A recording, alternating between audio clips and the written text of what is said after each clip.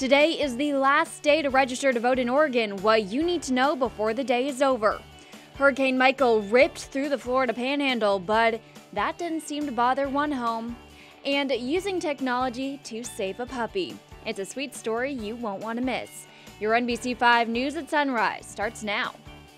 6:30 on this Tuesday morning. Good morning, everyone, and thanks for waking up with us. I'm Allison Ross. And Blakely McHugh is in for meteorologist Matt Jordan. Yes, I am. Thanks for waking up You're early welcome. with us. Always a good time when I'm waking up with you, Allie. We love having her here. All right, now we have to talk about our weather. Yes. Still pretty sunny and nice out there. Still sunny and nice. I feel like how many ways can you say that? Different times you can say that. But let's more look sun. Yeah, exactly. Let's look at our temperatures right now. You can still we are still having some chillier starts right now. 20 degrees there in Christmas Valley, 21 in for Schmoldt. As we head closer to the coast, we've got 36 for Medford right now, 28 down there in Montague, 40s along the coast for the most part, 47 in Brookings, 45 in Crescent City, 42 up in North Bend. We also got 42 in Crater Lake, so still a little chilly out there. Wind speeds right now, they're looking pretty calm. We got 7 in Weed, 7 out of North Bend. You can see a lot of these winds, though, they're coming from the east, so that could push some smoke into Brookings area from the Klondike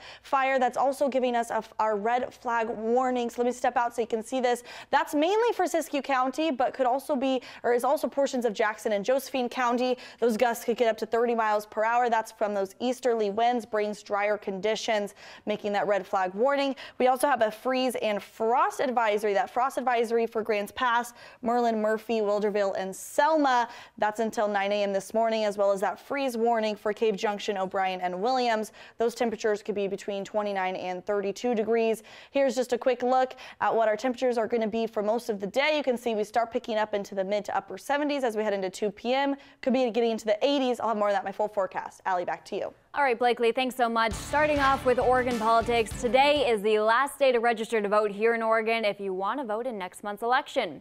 If you haven't been to the DMV in a while or don't have an Oregon license, you'll want to stop by your county clerk's office or register online. All you need to do is fill out the information on OregonVotes.gov, print out your voter ID card, sign it, and then mail it into the office. Especially when it comes to those money measures, again, that are going to affect people's bottom line, going to affect their budgets. I think those spur turnout as well. And then, of course, with the national political scene, and there's a lot of interest in the election. The ballots go into the mail this Friday, so voters should start seeing them in their mailbox as early as Saturday. And do not forget, mark your calendars, everyone. Tuesday, November 6th is Election Day. The city of Ashland is looking to relocate its wastewater treatment plant outfall, but first they want to hear you.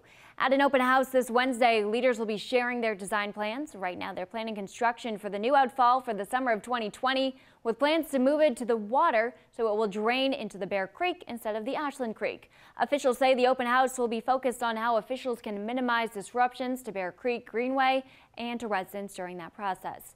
If you would like to attend, that's happening at Hellman Elementary School Library, 4:30 to 6:30. Turning to wildfire season. Fire season is not over yet. The unusually warm temperatures, lower humidity, and gusty winds caused the Klondike fire to grow, spreading a couple of thousand acres and prompting level 2 and 3 evacuations in Agnes. Chocobar winds were blowing 40 miles per hour, and they blew flames over existing containment lines. Governor Brown declared a conflagration Sunday night. That's after flames were threatening 100 homes in Agnes. Fire officials say they were waiting for all of these wind gusts this summer, but were hoping they never came. That's why they're saying fire season is not ending anytime soon. Hopefully this time of year we expect a little more rain, we expect more shading, clouds, and the fields to get a little more wet. Instead, it's dry, low humidities, just like July and August. Monday, firefighters working on the eastern flank of the Klondike fire were watching for strong east and northeast winds blowing into the area.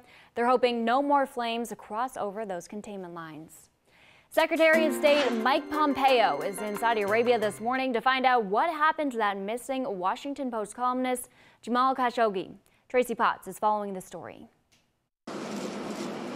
Getting to the bottom of it, Secretary of State Mike Pompeo lands in Saudi Arabia this morning to meet with Saudi King Salman about missing Washington Post journalist Jamal Khashoggi, a staunch critic of the Saudi government. Well, I'm really sending him just to find out really firsthand what happened. The Saudis have repeatedly denied any involvement, but 3 sources tell NBC they're now deciding whether to admit Khashoggi was killed inside their consulate in Turkey without the knowledge of Crown Prince Mohammed bin Salman. The Turks believe the prince ordered the hit. It sounded to me like maybe these could have been rogue killers. Who knows? A source tells NBC that's actually one of the explanations the Saudis are considering. It would be inconceivable that such an operation would be run by the Saudis without the knowledge of the day-to-day decision maker of Saudi Arabia. Overnight, a Turkish prosecutor left the consulate. A team of investigators spent 9 hours searching the building after a cleaning crew had been called in. I think they were absolutely waiting for an opportunity to get away with murder, and this is it. It was the first search 13 days after Khashoggi disappeared. Congress is pressing President Trump to cancel billions of dollars in weapon sales to the Saudis. The Saudis are threatening to raise oil prices if they do. Tracy Potts, NBC News, Washington.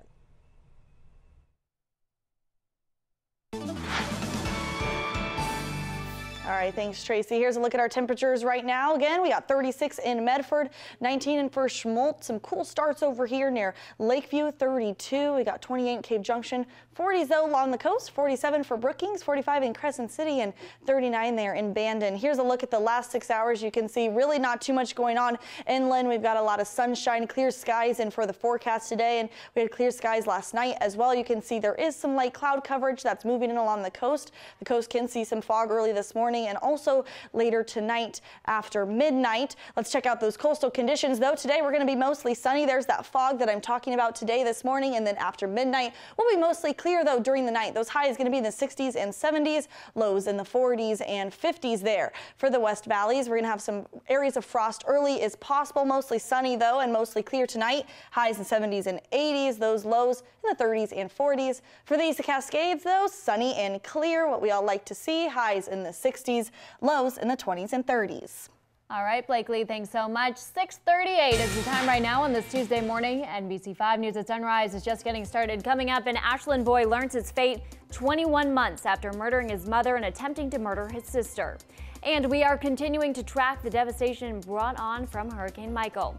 As we go to break, here's a look at this morning's lowest gas according to GasBuddy.com. Stay with us. We have more NBC5 News at Sunrise coming up after the break.